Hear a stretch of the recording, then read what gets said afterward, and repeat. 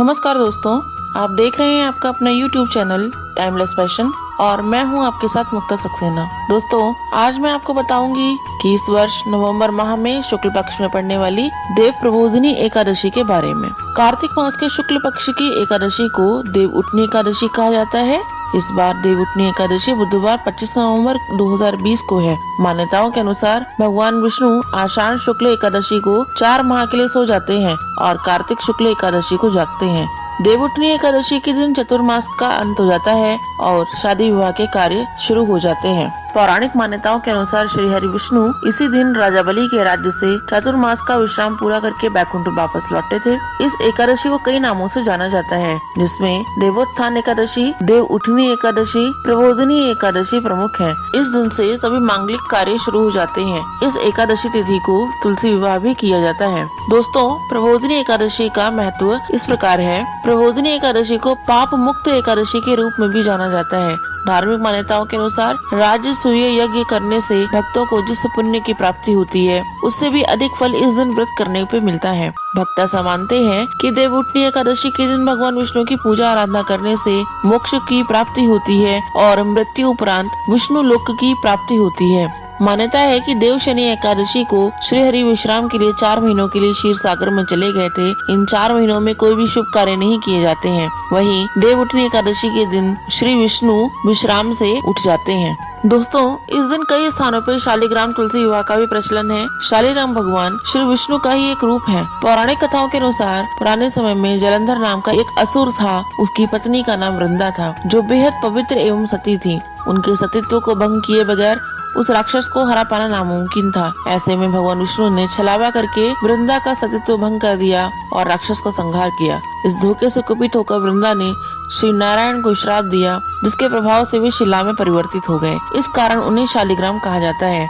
वही वृंदा भी जलंधर के समीप ही सती हो गई। अगले जन्म में तुलसी रूप में वृंदा ने पुनः जन्म लिया। भगवान विष्णु ने उन्हें वरदान दिया था कि बगैर तुलसी दल के वे किसी भी प्रसाद को ग्रहण नहीं करेंगे। पौराणिक कथा के अनुसार भगवान विष्णु ने कहा, कालांतर में शालिग्राम रूप से तुलसी का विवाह होगा। देवताओं ने वृंदा की मर्यादा और पवित्रता को बनाए रखने के लिए भगवान विष्णु के शालिग्राम रूप का विवाह तुलसी से कराया। इसलिए प्रत्येक वर्ष कार्तिक शुक्ल एकादशी के दिन तुलसी विवाह कराया जाता है। दोस्तों, देव प्रबोधिनी एकादशी के नियम इस प्रकार है। इस दिन निर्जल या केवल जलीय पदार्थों का सेवन करते हुए उपवास रखा जाता है। भगवान विष्णु या अपने इष्ट देव की उपासना की जाती है और तामसिक आहार से दूरी बनाई जाती है। दोस्तों, देव प्रबोधिनी एकादशी की पूजा विधि इस प्रकार है। इस दिन स्नान करके स्वच्छ वस्त्र धारण कर लें। इसके बाद भगवान विष्णु का ध्यान करें। घर की सफाई के बाद आंगन में भगवान विष्णु के चरणों की आकृति बना लें। इसके बाद एक ओखली में गेरू से भगवान हरि यानी विष्णु का चित्र बना लें। अब उस ओखली के पास मिठाई, फल, सिंघाड़े और ईख यानी गन्ना रखकर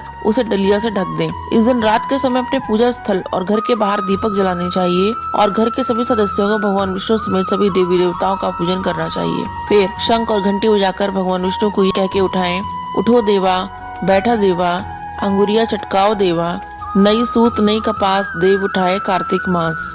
दोस्तों, देव प्रबोधिनी एकादशी कथा इस प्रकार है। एक बार भगवान विष्णु से लक्ष्मी जी ने आग्रह भाव में कहा, हे भगवान, आप दिन रात जागते रहते हैं, लेकिन जब एक बार सोते हैं तो फिर लाखों करोड़ों वर्षों के लिए सो जाते हैं तथा उस समय समस्त चराचर का नाश भी कर डालते हैं। इसलिए आप नियम से विश्राम किया कीजिए। आपके ऐसा करने से मुझे भी कुछ समय आराम मिलेगा। लक्ष्मी जी की बात भगवान विष्णु को उचित लगी। उन्होंने कहा कि तुम ठीक कहती हो।